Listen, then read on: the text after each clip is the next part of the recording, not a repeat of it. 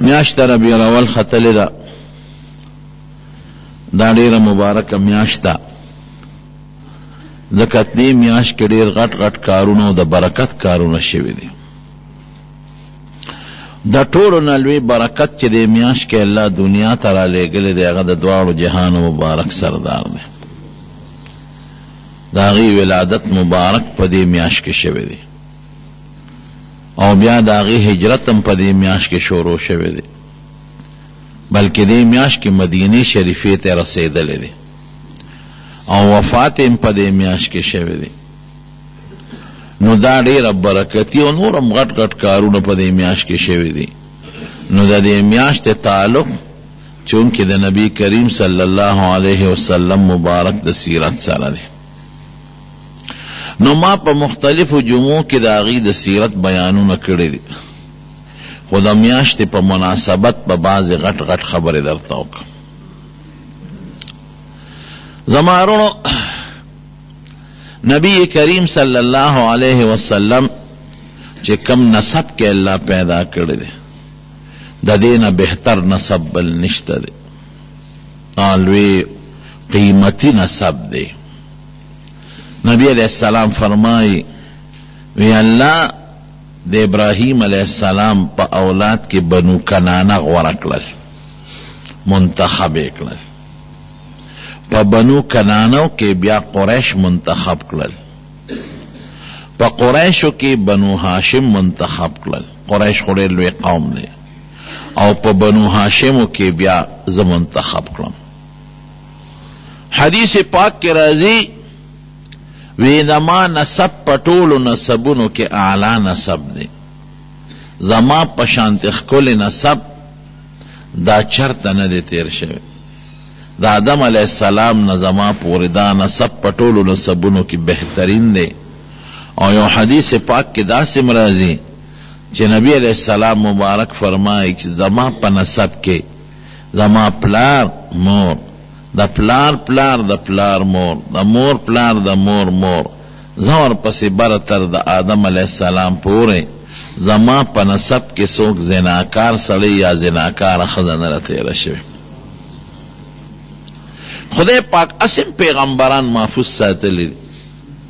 د پیغمبر بیبیان خدای پاک د بدعملۍ نه ساتلی دی. د بعض پیغمبر بیبیان د پیغمبرانو دشمنان هم تیرې شوي دي، لکه د لوط علیہ السلام ښځه، لیکن د بدعملۍ نه خدای ساتلی دی. نو د نبی علیہ السلام نسب بهترین نسب دی. زه به یې غلرې نسب پرېږدم او نږدې له به راشم. نږدې نسب د حضور پاک بنو هاشم دی. دا په قریشو کې یو قبیله ده بنو هاشم. بنو امیه دا بله قبیله ده، داسې نورې قبیلې هم شته. بنو هاشم د هاشم اولاد. هاشم څوک دی؟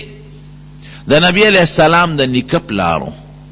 د هغې د والد صاحب محترم نوم عبدالله، د عبدالله د پلار نوم عبدالمطلب، او د هغه د پلار نوم هاشم.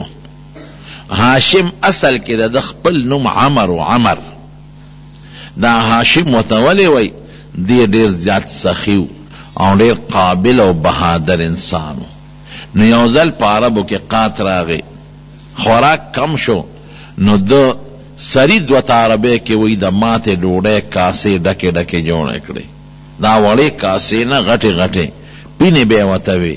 اوس خو زمونږ په وطن کې داسې کاسې چې له 2 کسه پکې ډوډۍ خوړی شي یا 3 کسه به پکې ډوډۍ خوري. ابه غټې غټې پینې وي او کاسې به وي، په هغې به 10 کسان، 60 کسان، بلکې داسې کاسې به وي چې 100 کسو به هم پې ډوډۍ خوړی شي. د حضرت سلیمان علیہ السلام په واقع کې الله فرمایي که نه چې پیریانو به هغه له کار کو، نو هغه له بې څیزونه جوړول. نو هغې کې راځي یعملون له ما یشاء من محاریب وتماثیل وجفان کالجواب وقدور الراسیات. د سلیمان علیہ السلام د پاره به پیریانو څه جوړول؟ یعملون له ما یشاء، چې د به څه خواخوا کار به پې کاو. من محاریب غټ غټ بلډینګونه به پې جوړول، قلاګانې، وتماثیل او ډانچې به پې جوړول. هغه زمانه کې دا تصویرونه جوړول جایز، تماثیل لکه اوسم بعض خلق په کورونو کې دا ډانچې مانچې ساتي د ډول لپاره اوس حرام دي، ګناه ده. هغه زمانه کې جایز او وجفان کالجواب او داسې کاسې به ولا جوړول لکه د حوض عمره، د حوضونو عمره غټې غټې کاسې چې په یو وخت په سلګونو خلک کینی او ډوډۍ خوري. او کته دا دومره کاسه چې د ډوډۍ نه ډکې نو دا به د دې خوراک به پسې کې پخېږي. نو ورپسې الله فرمایي وجفان کالجواب وقدور الراسيات، غټ غټ دیګونه بو چې د ځای نه بچا خوځولی نشو. راسیات په ځای پراته، بعضې دیګي د ځای نه خلک وخوځوي نو هډوړي کې ووینځي، او بعضې دیګ دی چې د ځای نه د خوځېدو نه، لکه د ګاڼې کړی شو مثلا، دا چې د خوروا ډک کې ډوډۍ پکې واچې څومره کسان به پې مړېږي. یا اتره شوه چې دا ګوړه پکې راړی. یا زمونږ په دې وطن کې چې دا روجې پخې شي نو د بټیارانو سره یو غټ تالي، نو په هغې کې هغه پینه ورته وایي، نو په هغې کې هغه د دیګ هغه غوښې وروجې راوغورځوي نو بیا ترې غوری ډکوي. نو داسې غټې غټې کاسې به وي، خلکو کره سخیان خلک وو. زمونږ د وطن په شان شومپړه خلک نو. اوس خو چې میلمه څوک وویني نو زر غوندې نرې ټوخي وکړي او مخ پټ کړي او په دروازه وردننه شي، او چې میلمه ورته وروړوي ماشوم ته وایي ورشه ورته وایه چې کور نشته دی. نو ماشوم وایي بابا مې وایي چې هغه کور نشته دی. آیا خو اعلانه شي، اگر چې نن سبا د موبایل نه څوک پټېدی هم نه شي، داسې سرغوړلی شی راوتی دی. نو هغه سخیان خلکو، نو هاشم ډېر زیات سخي و. نو چې قات راغې په عربو کې نو د غټې پینې جوړې کړې اوښانې یې لال کړل او د هغې غوښې پخې کړې او په هغه غټو کاسو کې واچولو ډوډۍ پکې چوري کړه او خلکو ته یې ویې راشئ دا ډوډۍ خورئ. نو هاشم هغه چاته وایي چې څوک ډوډۍ چوري کوي. دا زمونږ چوري نه ګورئ، دا خلکو چې پې د خور او لور د حق نه ځان خلاص کړی دی او ګوړه پکې واچوي او ډوډۍ چوري چوري کړي او ایزه بس دا د خور لور حق دی. ځمکه کې ولاق نه ورکوي او نه په کور کې ورکوي او په چورۍ دا چوري نه، دې ته هم چوري ځکه وایي چې دا وړه شوې ده. نو ډوډۍ یې وړه وړه کړه. هاشم یو شی راکوټې کوونکې او ماتوونکي ته وایي. نو خپل نوم یې عمر، نو د هاشم په نوم باندې مشهور شو. نو خلق ته خوشحاله سخی خلق. السخی قریب من الله و قریب من الناس. نبی علیہ السلام فرمایي چې کم سړی سخی وي وی دې خدای ته نږدې دی او خلکو ته نږدې دی. خلکو ته په دې نږدې دی چې څوک ته نفرت نه کوي، هر سړی ورته خوشحالي مجلس ته. ډوډۍ چوري کړه او په خلکو یې خوړه. دومره سخي سړی و، د ده رسخه اندازه واورئ چې په مزدلفه کې حاجیانو خدمت د دې په غاړه. نو په مزدلفه کې چې څومره حاجیانو په مزدلفه کې، نو ده به دې ټولو اوښانه لالولو ډوډۍ به یې ورکوله. او د شپې او عرفات ته چې به څوک لاړل نو په عرفات کې به یې ځان له دیګونه باندې کړي نو خلکو له به یې ډوډۍ ورکوله. او په مینا کې چې به حاجیان کله دیرو نو هغې له به یې ډوډۍ ورکوله.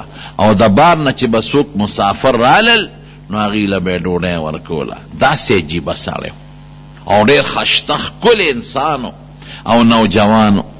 تاسو اندازه د دې نه ولګوئ چې د هرقل د روم بادشاه هغه ته چې کله پته ولګېده چې مکه کې یو هلک دی او ډېر زیات هوښیار دی او ډېر قابل او ډېر سخي او بهادر انسان دی، نو هغه د پسې استازی راولېږه. وی ته خو ډېر قابل سړی، ستا پوی او قابلیت ما ته راورسېد. دې دومره قابل و چې په هغه زمانه کې به خلکو قافلې لوټ کولې، ځای په ځای به ډاکوانو او اجرتي قاتلان به او قافله به په امن نشوه رسېدی چې قافله به تله نو دې ډاکوانو به په حمله وکړه خو به پیاده سفر یې او غرونه به نو ټوله قافله به یې لوټ کړه، په لکونو سامان به یې د قافلې نه یوړه. نو د سفارتي نظام جوړ کړ. لومبي د سفارت نظام دا سفیران چې ورته وایي دا د هاشم جوړ کړ. کم عمره کې ګورې عمر یې دومره کم دی، زه درته وایم دی چې مړ دی غریب د 15 کالو په عمر کې مړ دی. اندازه ولګوئ چې دغه وخت به څونه عمر یا د 18 یا د 18 یا د 20 لګ بګ عمر به. نو سفارتي نظام یې جوړ کړ. یو دا چې زمون نورو علاقو سره یو رابطه سفیران باقاعده مقرر کړل ستا به د روم د بادشاه سره رابطه کاغوی سره زمون سره جنجال جوړیږي نو ته به هغه جنجال ختمه ستا به د فارس د بادشاه سره رابطه او بل سفیر مقرر که ستا به د حبشې د بادشاه سره رابطه دا سفارتی نظام جوړ کو او بل کسان مقرر کړل خپل حدودات معین کړل او ټولو بادشاهانو سره وفدونه ولېږل او چا سره په خپله ملاقاتونه وکړل چې د هر چا د علاقې به خپل حدي که دغې حد کې قافله لوټ شو نو دغې علاقې خلک به ذمهواري د فلانکې علاقې پورې زمونږ د مکې د خلکو حد دی که دې علاقه کې قافله چا لوټ کړه نو مونږ به ذمهوار وو د هغې نه اخوا فلانکې علاقې دا د مدینې سره شوه مثلا فلانکې د فلانکي ملک سره شوه هر یو قوم او هر یو کلی د خپل علاقه ساتي څوکۍ دی کوي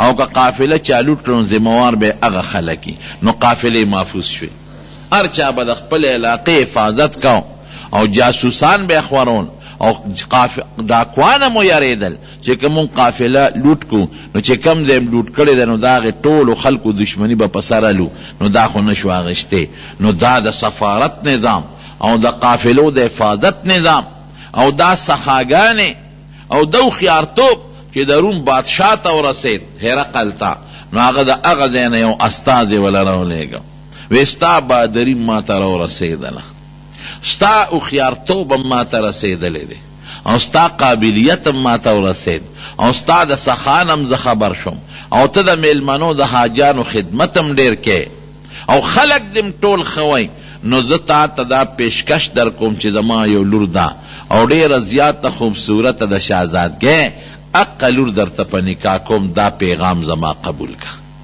داسې به څوک وکړي د روم بادشاه هغه زمانه کې داسې و لکه چې اوس د امریکې بادشاهي یا د چین بادشاهي سپر طاقت چې ورته ته وایې داسې یو طاقت و نو د سپر طاقت بادشاه ورته خپل د لور د نکاح پیغام رالیږي حضرت هاشم هغه پیغام رد کړ وی نه زه د عربو نه بار خزانه کوم ځکه عرب خو یو قوم او د عربو یو خپل ځان له خصوصیتو نو زما بچی به بیا عجم بشي عجمیان بشي نو زه به ښځه په عربو بکوم چې زما وروستو نسب هم د عربو اعلی نسب پاتې شي او خپل قوم کې به کوم چې زما وروستو لاندې خپل قومي بچی پاتې شي او د بار نسب زما په اولاد کې خلط نشي چې په لاره به ته نو په دې تندي کې به د نبی علیه السلام مبارک د پیغمبرۍ هغه چمک او دمک و تر دې حده پورې چې د پخوانو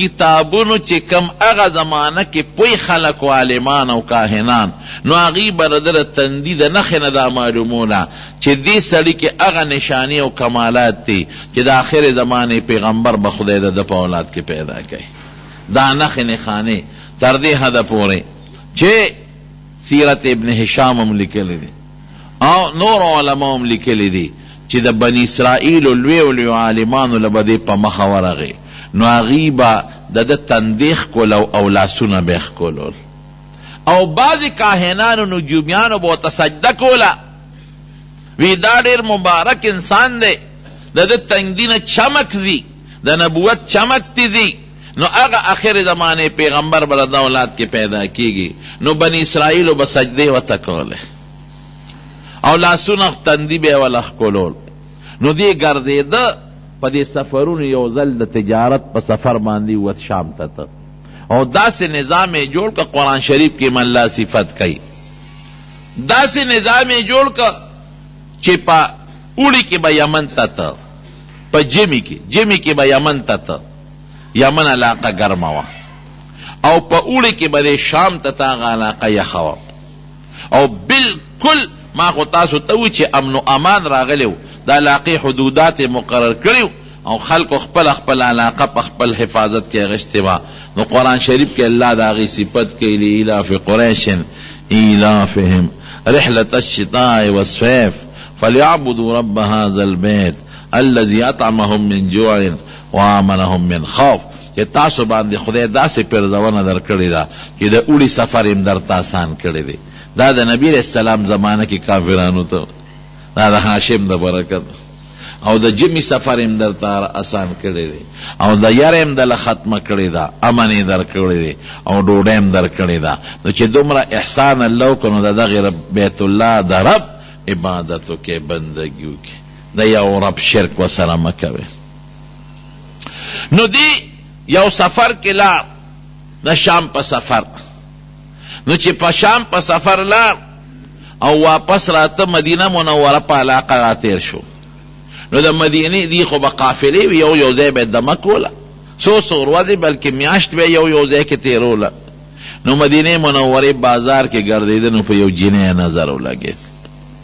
جینۍ ډېره زیاته خوبصورت او خشته وه، ښکلې وه. نو ده دې ورته ودرېد.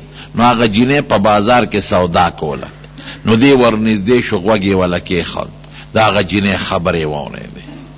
نو چې خبرې واورېدې نو د انسان پته لګي د خبرو نه چې دا قمقل دی او که د هوښیار دی. نو دی خو په خپل هوښیار انسانو. نو د هغې جینۍ د خبرو نه اندازه واغشته چې دا خو ډېره قابله ده او هوښیاره ده او په تجارت هم پوهېږي او دا جینۍ خو ډېره خوبصورته ده. نو فوراً خپلو ملګرو کې د قافلې وی د دې جینۍ نوم معلوم کې او کور یې معلوم کې او اندازه ولګوئ که دا جینۍ چاله په نکاح نه ورکړې نو دې سره زه نکاح کول غواړم. پړته یې پرېوته.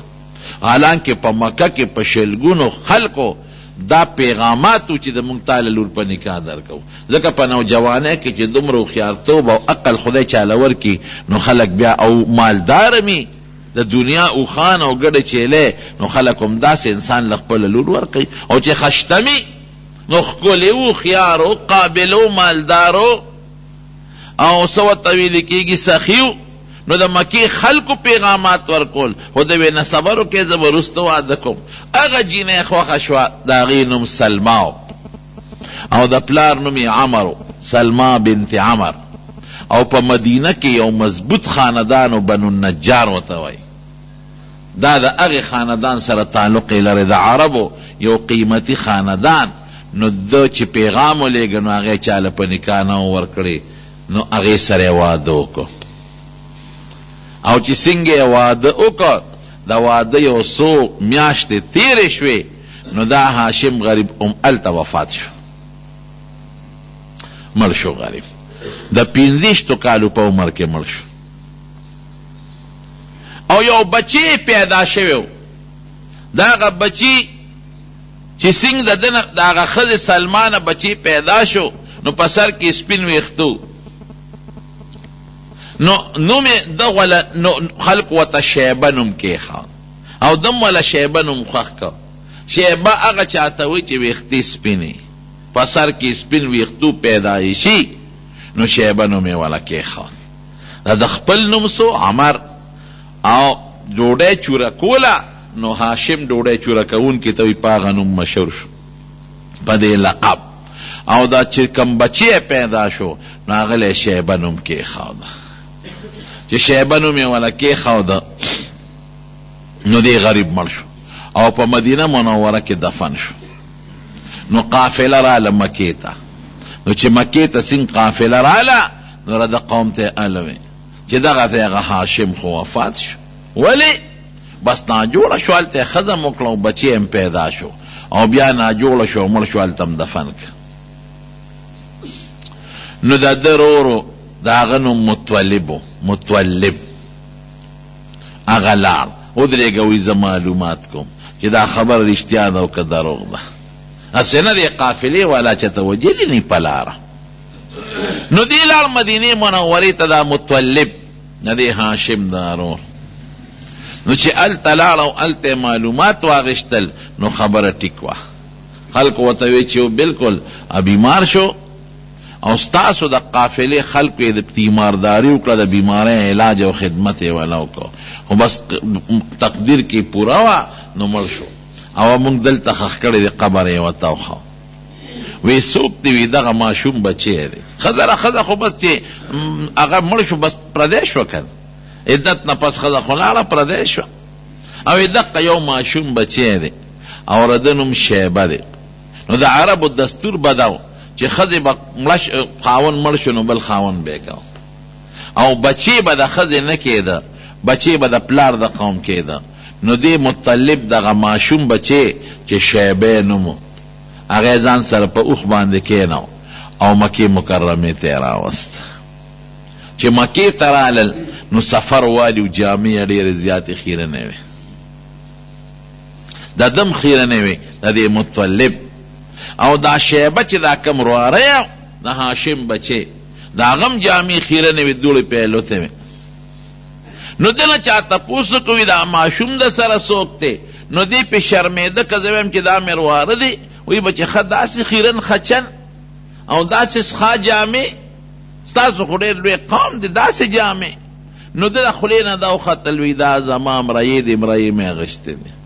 عبدالمطلب، مطلب د ده نوم د هاشم درور. نو رواره یې دا کېده، وی دا زما غلام دی، عبد غلام ته وی، مرئی ته وی، دا ما مرئی دی. نو خلق وی عبدالمطلب، وی مطلب ځان سره د مدینې نه یو مرئی راوستی دی عبدالمطلب. نو نوم د شیبه ختم شو، نوم خو خپل شیبه دی او په هغه نوم یې څوک نه پیژني. لکه د هاشم نوم عمر دی، خلق ورته هاشم وی، د ده نوم شیبه و، هغه نوم یې بس خلقو کې رک شو او په عبدالمطلب باندې مشهور شو. نو چې کور ته دننه که نو وی لمبه و پاکې که خشته که او خشته ښکلې جامې ورته واچولې او بار یې راوویسته. وی هلکه تا خو وی دا زما غلام دی، غلام څوک داسې ساتي؟ وی نه دا زما د مړ رور د هاشم بچی دی. ما هسې وی چې دا مې غلام دی. خو عربو کې به بیا په لقبونو خلک مشهورېدل، نو په عبدالمطلب باندې مشهور شو. نو د هاشم د بچي نوم عبدالمطلب شو، د نبی علیہ السلام چې کوم خپل نیکه دی. دا عبدالمطلب لویده دلم خدای کمالات ورکړل. داسې کمالات دله خدای ورکړل چې د هاشم کم کار وا به کاو، د حاجانو خدمت، د بار نه به چې مسافر مکې ته رالل د هغې خدمت او سخا به کول، دیم ډېر سخي او بلا سامان ورته خانداني پاتې و، اوښان او ګډې چیلې او د غټ تاجر مو پیسه م ورسره ډېره وه. نو لګیا دی حقه د پلار سیسټم چلی، خو هغسې خو نه شي کولی، خو هغې ته ورنږدې دی. نو جناب اوس ده باندې خدای احسان کوي، چونکې نبی کریم صلی الله علیه وسلم دنیا ته تشریف راوړي، نو د هغه نه مخکې خدای بعضې نښې ښکاره کوي. دا د حضور پاک برکت دی. لکه رونو زرت یو مثال در کوم، نور چې راخیږي د هغې نه مخکې دا پلوشې خورې شي که نه شي؟ دا د سبا رڼا خو د ورځې د دې نور پلوشه ده. نور یوه نیمه ګنټه پس راخیږي او سبا یوه نیمه ګنټه مخکې ښکاره شي، یو ګنټه 20 منټه، یو ګنټه 25 منټه، یوه نیمه ګنټه یا 15 پاوه مخکې دلته کې یو لوی شغله ښکاره شي، فجر کاذب ورته وایي. دا د سبا مقدمه ده، چې د نور مقدمه ده چې ورپسې نور را روان. نو بیا په دې افق کې په دې فضا کې پلن داسې سپینوالی خور شي، فجر صادق سبا صادق چې ورته وایي، دام د انور مقدمه ده، د انور نه مخکې راځي. نو ورو ورو رڼا خورېږي، لا انور نشته او فضا ورو ورو رڼا کېږي، نو آخره کې انور راوخېږي. دارنګې د نبی کریم صلی الله علیه وسلم غوندې لوی د هدایت نور او د هدایت عظیم رڼا چې دنیا ته الله را لېږله، نو د هغې نه مخکې خدای دا نښې نښانې موجودون، یوه نښه او بله نښه. اسمان کې به ستوري چودل، پړقا پړوقي به وټوله شپه، یو ستوري نه به بکره جدا کېده او د بل نه به دا رڼاګانې به تلې د ستورو نه. دا یوه نښه وه. دویمه نښه دا وه چې خلکو کې لږه بهتري پیدا شوې وه، خلک راغونډ شوي یو ځل په مکه کې میټینګ وکړه، یاره وي دا زناګانې او بدعملۍ زیاتې شوي دي، د دې سد باب پکار دی. بعضې خلکو وي یاره ډاکې زیاتې شوي دي، دا ډاکې ختمول پکار دی. نو داسې قسمه حالات جوړېدل رو چې د هغې د نبي علیه السلام د راتلو ته د هغې اشارې وې. نجومیانو خبرونه ورکړل چې د آخر زمانې پیغمبر ان قریب دنیا ته راتلو والا دی. کاهنانو اطلاعات ورکړل او د پخوانو کتابونو چې کم عالمانو نو هغې اطلاعات ورکړل چې دا هغه زمانه ده چې د آخر زمانې پیغمبر دنیا ته تشریف راوړو والا دی. نو دا نښې خدای ښکاره کول. زما ورونو بیت الله چې کله جوړېده، تاسو ته ما د ابراهیم علیه السلام او د اسماعیل علیه السلام په واقع کې ویلو. نو جرهم قبیله راغلی وه او اسماعیل علیه السلام په هغې کې واده کړی. نو د اسماعیل علیه السلام اولاد خور شو په هغه جرهم قبیله کې. نو دې جرهم قبیله او د هغې منځ کې اختلافات پیدا شو. نو دا د اسماعیل علیه السلام چې څومره اولاد و دی د مکې نه وشړل، جرهم قابضین شو او د اسماعیل علیه السلام اولاد یې وشړه. نو دې جرهم به ظلم کو، زیاتې به کو، ځکه بیت الله له خو به خلک د بار نه راتلل، د هغې عظمت خو د خلکو په اړه کې و. نو دوی به په خلکو څیزونه هم ګران خرڅول او زیاتي به یې ورسره کول. نو د بار عرب پې تنګ شو. نو هغه د اسماعیل علیه السلام اولاد او د بار عرب یو ځای شو. نو په مکه باندې حمله وکړه چې دا جرهم ته وباسو. نو دې جرهم قبیلې د زمزم کوی بند که، وی چې دی خو په مونږ حمله کوي، خو دلته به دا اوبو ورته بندې کړو، دی به بیا سس کي. نو چې کم پکې په جرهم کې لوی کافر و عمرو ابن حارث، نو هغه دا کوی مکمل بند که. او د بیت الله کې چې کم خلکو نظرونه راوړي او صدقې یې راوړې وې، سره زر، سپین زر او هغې کې هیرې او جواهرات، دا به خلکو راوړل د بیت الله ته. نو هغه ټول یې راواغېشتل او د زمزم په کوی کې یې واچول او زمزم یې بلکل اوار که، بند یې که، داسې بند که چې نام و نشان یې وله ختم که، د خاورې یې ډک که. دې مطلب و چې دا نور عربو د اسماعیل علیه السلام د انوسي اولاد راشي، نو دوی به دلته څه موده تېره کړي، زمزم خو ته مونږ بند که، نو اوبه خو دلته شته نو بیا به ځي، نه مونږ به بیا راشو د خپل کوی به بیا کوله وکړو. لکه دې وطن نه چې هندوان تلل، نو که ستاسو خیر ډېر هندوانو خپل مالونه ځان سره وتښتول او چا دلته کې ښخ کړل او لاړل. دقه چلې وکړه، زمزم یې بند که او لاړل. بهر کیف بني اسماعیل علیه السلام اولاد او نور عرب په مکه مکرمه کې اوسېدل او نور کویانې ځان له چته پیدا کړي، اوبه به د ډنډونو د بارانونو څکلې، لکه په دې تیره او په دې علاقو کې چې کمي صفا اوبه ورته نه وې. نو دی عبدالمطلب نه الله دا کار اخیسته. نو دی د شپې ودو، نو خوب یې ولید. نو په خوب کې ورته د الله له طرف نه حکم کېږي چې دا د زمزم کوی وکنوه. نو چې را پاسېد، خدایا دا زمزم کوی کم ځای دی، زه کم ځای وکنم. ورته خو پته وه چې دلته د زمزم یو کوی دی، تاریخي ورته معلوم و، ځای نه دی معلوم چې کم ځای دی. نو په سبا شپې بیا خوب ولید، وی د زمزم دا کوی وکنوه. چې را پاسېد بیا قوم سره صلاح وکړه، وی ما ته خو بیا په خوب کې څوک وایي چې زمزم کوی وکنوه، او زمزم خو مشهوره چینه و، مشهور کوی دی، نه خو ځای روکتې پته ورته نه لګي، دا کوم ځای وکنه. خلکو ویسې ګډ وډ خوب دی لیدلی. نو په درېیمه شپې بیا خوب ولید. نو بیا ورته د الله له طرف نه حکم کېږي چې دا د فرشتې په ذریعه چې دا کوی دی وکنوه. نو دی ورته په خوب کې وایي چې زه کوم ځای وکنم، ما ته ځای وښایه. نو دوه بوتان یې ورته یاد کړل، وی دوه بوتانو په منځ کې یو ځای دی، او وایي چې کوم ځای قارغه مخوکه سبا ښکته کړي نو دقه ځای دی. نو دی زر راغی او یو زوی و حارس هغه ځان سره راوست، ای بچی راشه اندازه لګوه چې قارغه به کوم دی ټونګه وی. نو د هغې دواړو بوتانو په منځ کې قارغه ټونګه وواله، او قارغه د بره نه راغی او کېناست او ټونګې وواله او بیا والوت. به دې زر لاړل هغه ځای کې نښه واچوله. دې عبدالمطلب او دې زوی حارس کودی شروع کړه. د مکې خلکو مخالفت وکړه، وی نه نه دا بیت الله خو د ټولو د شریکې ځای دی او ته څنګه دلته کودی کې، او مونږ ته جومات خرابې، دا خو زمونږ د مانځه او د عبادت ځای دی. دوی ګوره ما ته خوب کې 3 ځله ویلې شوي دي، وی نه ستا خوب له څه دلیل نشته. ده به خوب راته راځی خور دی، زما یقین دی چې دا ځای دغه د زمزم دی او دا خلق ما ته تاوان رسی. نو خدای چې ما ته څوک د عبادت په دې لار کې تاوان رسی، نو خدای ته په مرضونو اخته کړي. دا خوب ویلې، هغه دعا خلق واورېده او اعلان یې وکړ، ما د خدای نه سوال کړی دی چې څوک دا رواني ما ته کوي، نو خدای به پې مرض او بیماري راولي. نو بیا خلق منې شو. نو دی او زوی دی خو مدد ورسره چا نه کو.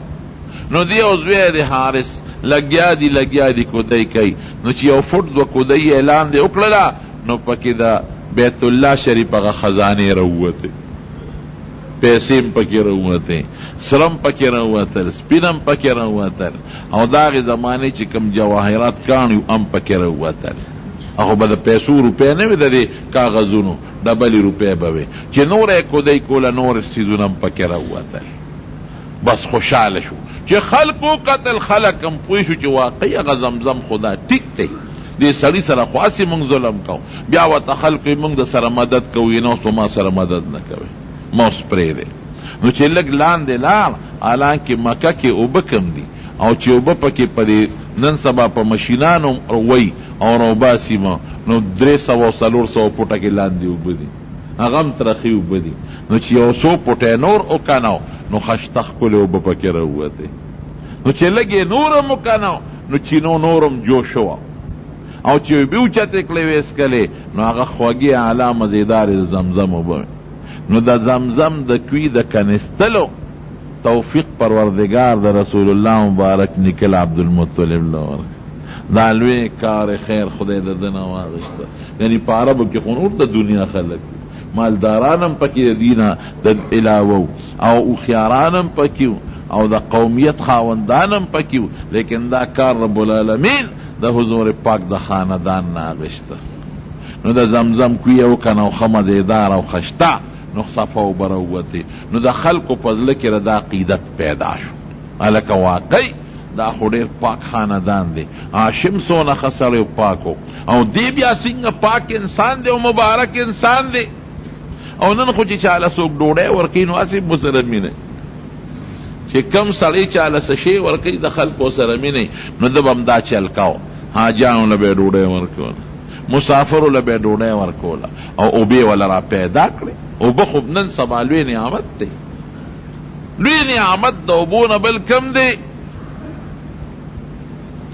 لوی سیز دے اوبا چینی سبکے دا دا غرونو دا منگ دا وطن خلق دا ڈنڈو نو بس کی باران چیوشو ناغا پا یو جوول کی راجہ مشیبی یو لوی ہاؤس کے ناغے کی سپین متیازے کی او خرم پکے کئی او مجبوری دا دا سمسوکے پکی و دا چنجی پکی وی او بیا پا منگو کی تی اوبا چی او اغا اوبو باندے کپڑا چولی چی چنجی پکی لاندے نزی دا غریبانانو دا غدسکو بل انتظام نہیں دا قصد مکی دا خلقو دا اوبو انتظام نو خشتخ کل مدیدار زمزم اوبا او دا زمزم اوبا سونا برکتی و قیمتی اوبا دی دا ردی دا برکت نا خدای را پیدا کلی نو باس قبضم پی دا دیو لگے دا دا حضور پاک دا خاندان دا عبدالمطلب ویو بزمونگ دی خرسو بینا مفتو کیس کے خو انتظام بزمونگ دی بورقب والا زاخلم رسیب والا زاخلم دا روخکو بندوبس پی زمونگ دی تاسو با گوتے نوارونے گیر چا پیرے تی سبیلونا جوڑ کل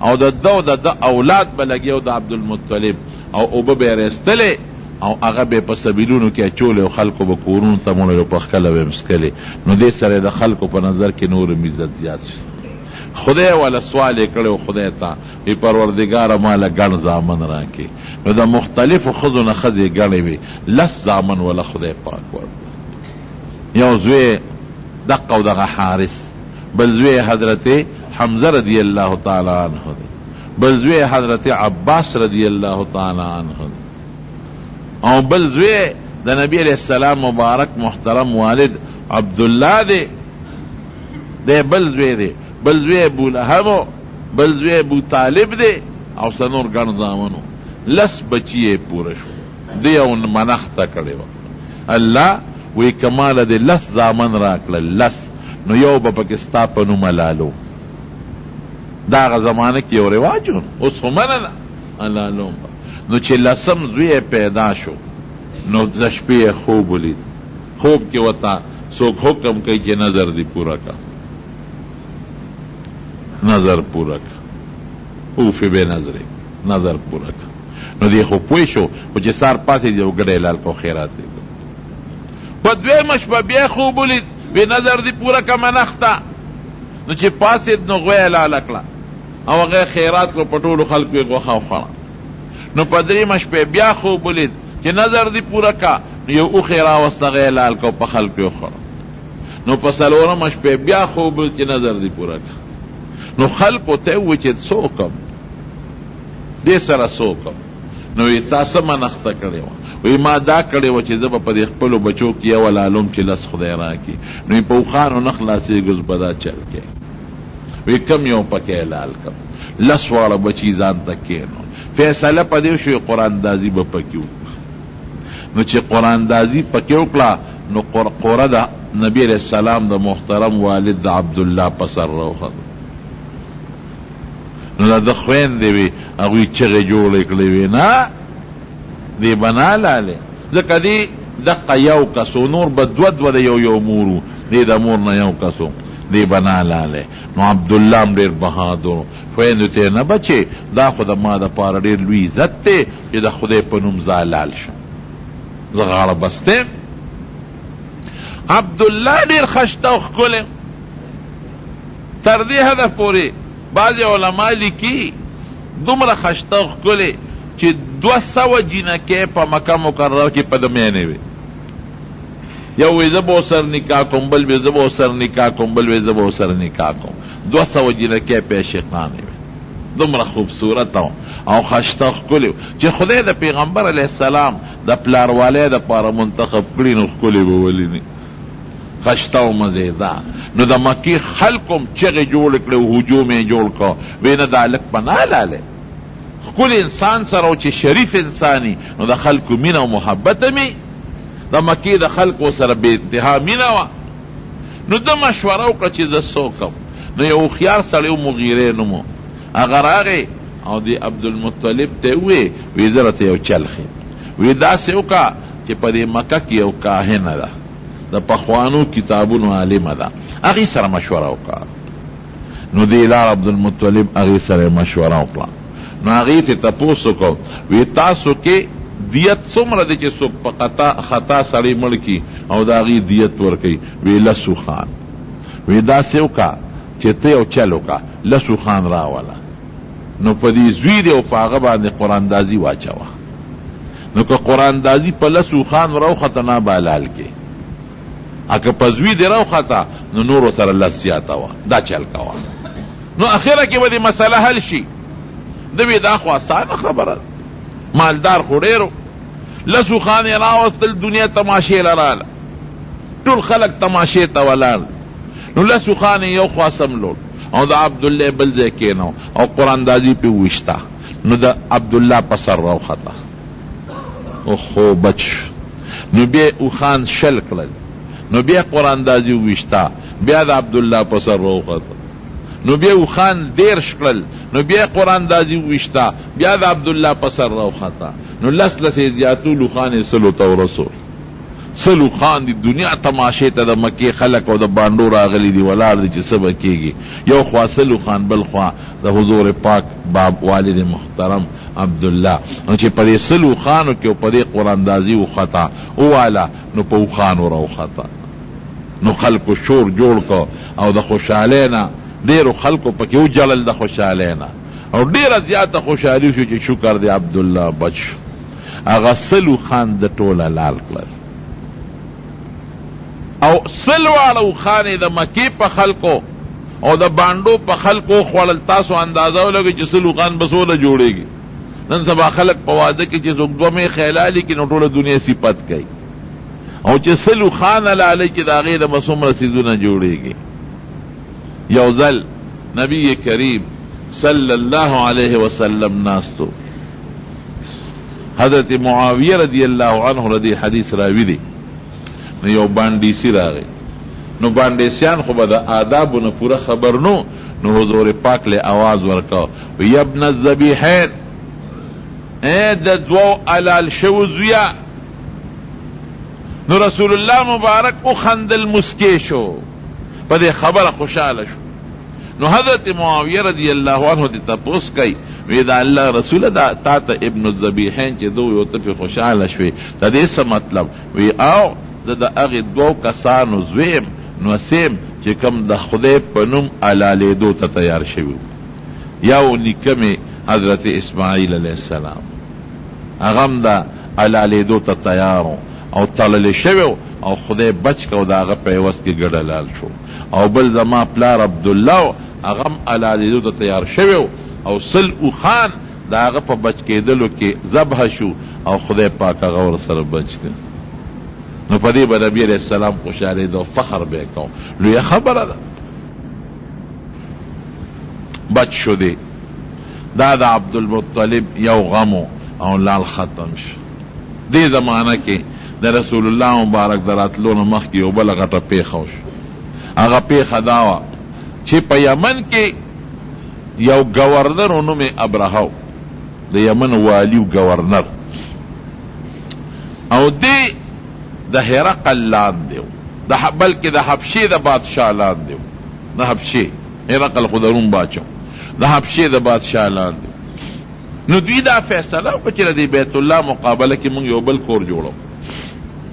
نو په یمن کې یو بل کور جوړ کړ او هغې له کعبه نوم کېښود او خلقو ته یې وی هغه مکې ته مه ځئ، هغې کعبې ته دلته راځئ، دلته عبادت کوئ. دې کې خو ډېر لویې زرې مبادله کېږي او بلا پیسې را جمع کېږي. اوس مکې ته چې خلک دي د مکې د خلکو څیزونه خرڅېږي، د هغوی تجارتونه کېږي، د هغوی کورونه خلک په کرۍ باندې نیسي، بلا پیسه خلک دلته نه یوسي او په مکه کې یې پرېږدي. نو دا لویه فایده ده. نو هغه وی چې دا په بازارونه لګي مونږ ته به فایده وي، نو بس هلته کور جوړ که بیت الله. مونږ زه ورته بیت الله مونږ ته یې تعبیر کوو، کعبه به یې ورته وی دا دلته کې جوړوم د مکې په مقابله کې او خلکو ته دلته راځي عبادت، له حج عمرې ته دلته راځي. هغه جناب چې هغه شی یې جوړ کړ نو په عربو بده ولګېدل چې ښځه مونږ د کعبې مقابله کې د کعبه جوړه کړه. نو دې نه یو څو کسان لاړل، نو هغوی ورننوتل د شپې او په کعبه کې ورته لوی اودس ماتې وکړه. چې لوی اودس ماتې وکړه او بلکې خوا کې بیا دوی پاتې کېدل یو قافله د عربو، نو هغوی هلته کې اور بلو، نو هغوی نه شغله لاړه هغه کعبې له د هغوی، نو هغه هم پې وسوځېده. هغه ابرهه ګورنر غوسه شو، وی ښه دې عربو زمونږ کعبه وسوځوله، اله به ډوډۍ خورم، اله به صبرېږم چې تر څو مې د دې کعبه نیروانه کړي.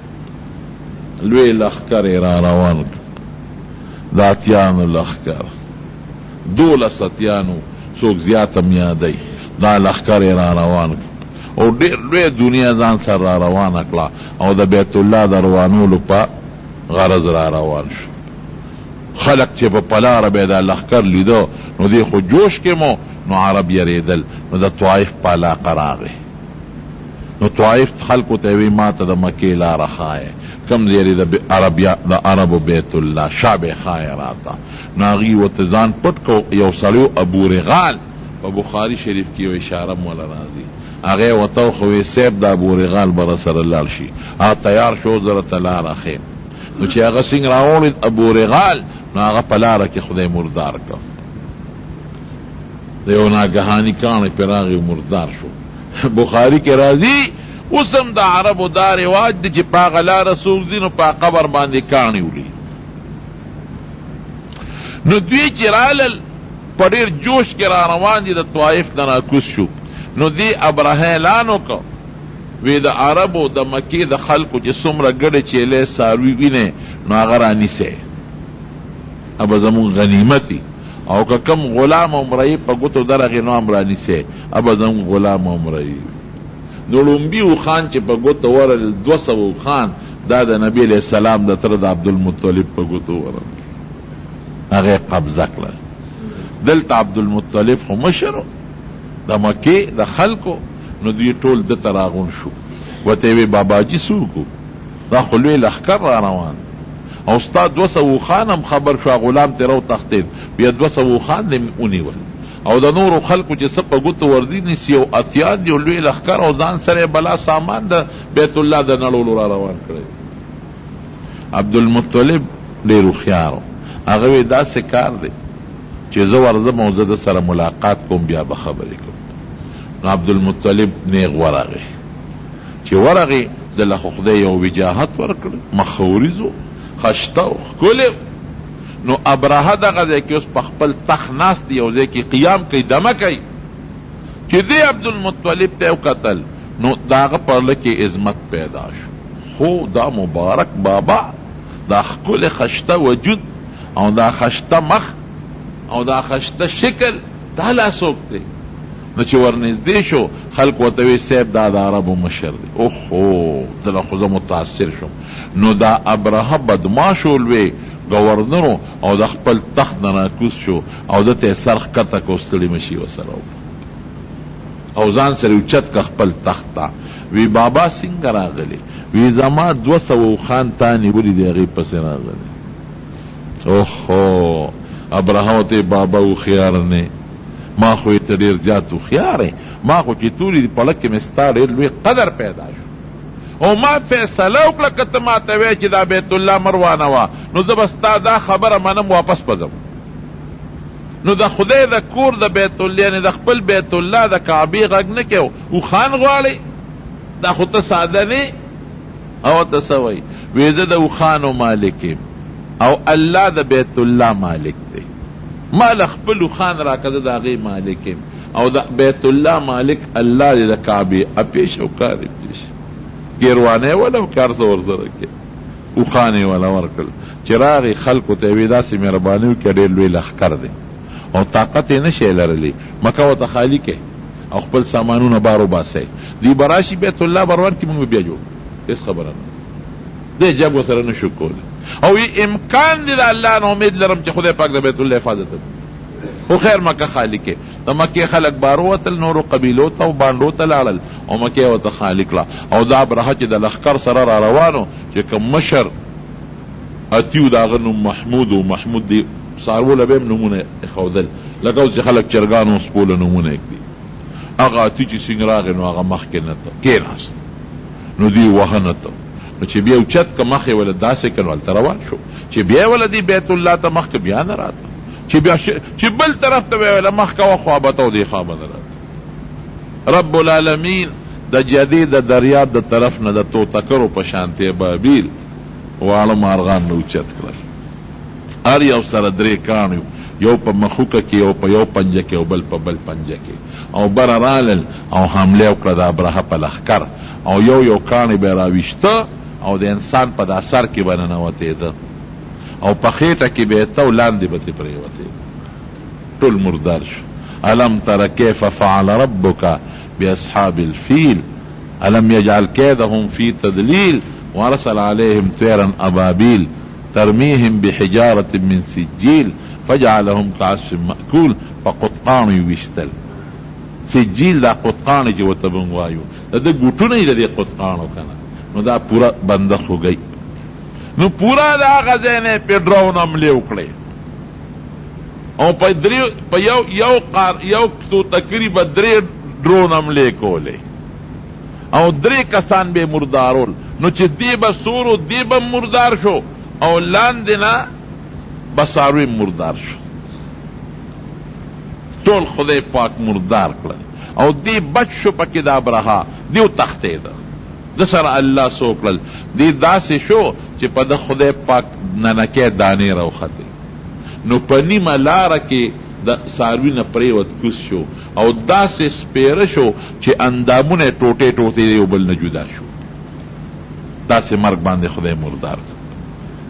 دا د نبی علیہ السلام د ولادت مبارک نه 50 ورځې مخکې دا واقع پیښه شوې ده. څوک 55 دن یادوي، څوک 51 دن یادوي او څوک 50 دن یادوي. دا 19مه دغه و د سفر د محرم و 19مه د محرم چې دا لښکر الله هلاک.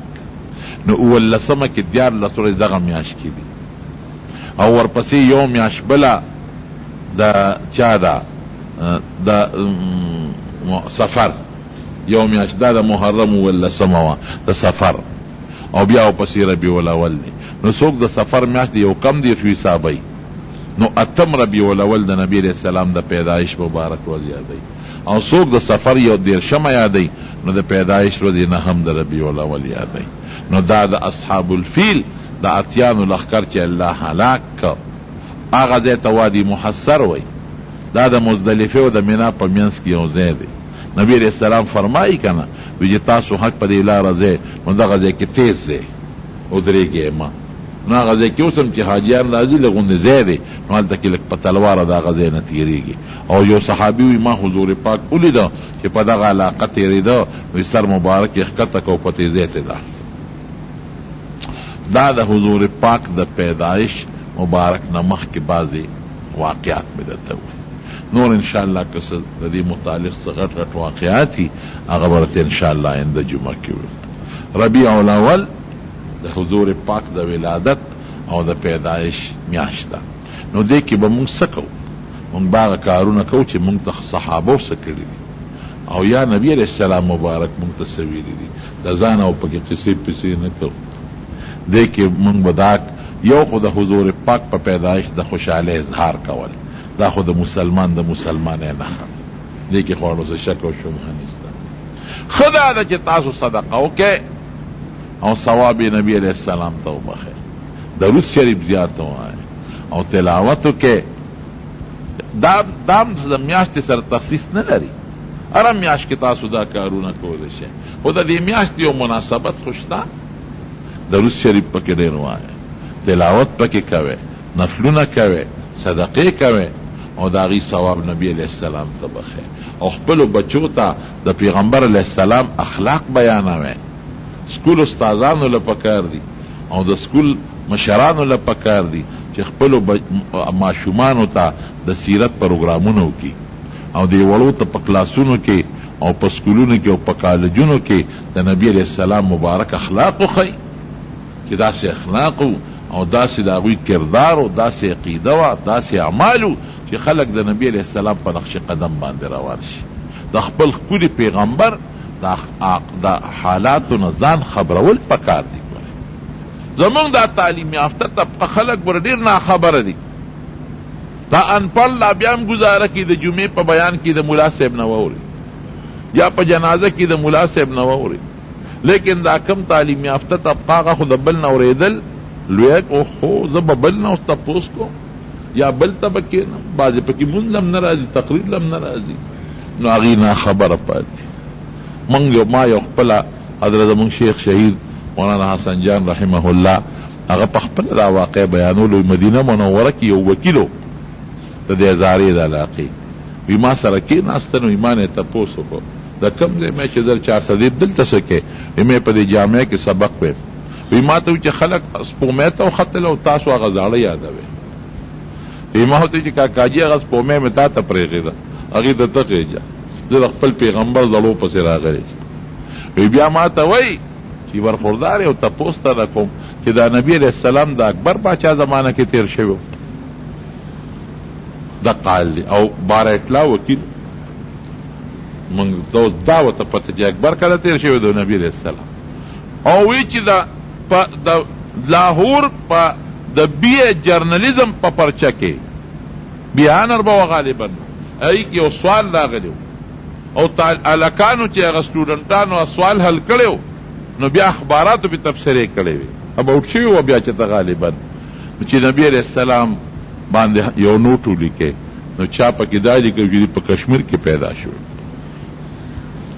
چا پکې دا لیکلي چې په مکه مکرمه کې یو مالداره کورنۍ کې پیدا شوی او بیا لال آکسفورډ یونیورسټۍ نه اعلی تعلیم حاصل کړ، چا وی په مکه مکرمه کې یو زمینداره کورنۍ کې پیدا.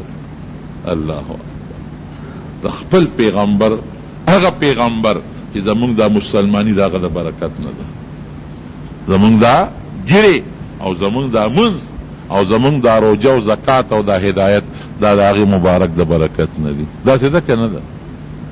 او مونږ د هغه د صفحات امید هم ساتو او د هغه د تاریخ نه نه یو خبر چې مونږ مل قوم هغه دی چې د خپلو مشرانو تاریخ شاته وغورځوي، جمدې قوم هغه دی چې د خپل مشر تاریخ محفوظ پرېږدي.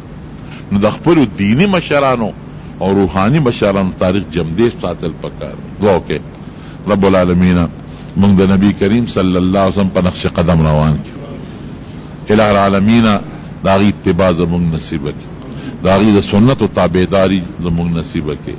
او خدایه محض په قصو نه چې مخکې د هغې واقعات بیانو، نه د هغې واقعاتو چې کوم مقاصد دي، خدای هغه مقاصد چې مونږ ته نصیب وګرځونه کړي. پروردګاره څومره مسلمانان چې بیماران دي کورونو کې یا هسپتالونو کې ته وله شفا ورکړي. خدای چې څوک قرضداران دي قرضونه اخلاص کړي. الله بعضې دوستان هغوی په ټینشنونو پریشانو کې مبتلا دي. خدای هغه ټینشنونو پریشانۍ ورته په خیر او په خوشحالۍ بدل کړي. ما دوستان وفات شوي دي، دیار خان حاجي صاحب وفات شوي، هغه ته هم دغه کې چې الله یې وبخي. او زمونږ یو بل ملګری دی د دې کارخان پېښور بورډ نه را کله کله راځي، اسدالله مولوي صاحب د هغه نیکه وفات شوي، الله دې مغفرت نصیب کړي. دعا یې غوښتې وه په خپله ما ته وګورئ. او زمونږ نه دلته کې خټ کې د هغه ادریس والد صاحب مختار لالا وفات شوي و، فقیر ګل غزګي وفات شوي. خدای دې ټول وبخي، د ټولو دې الله مغفرت نصیب کړي او مردگان خدای ټول وبخي او زمونږ د هدایت زندگی نصیبه کړي.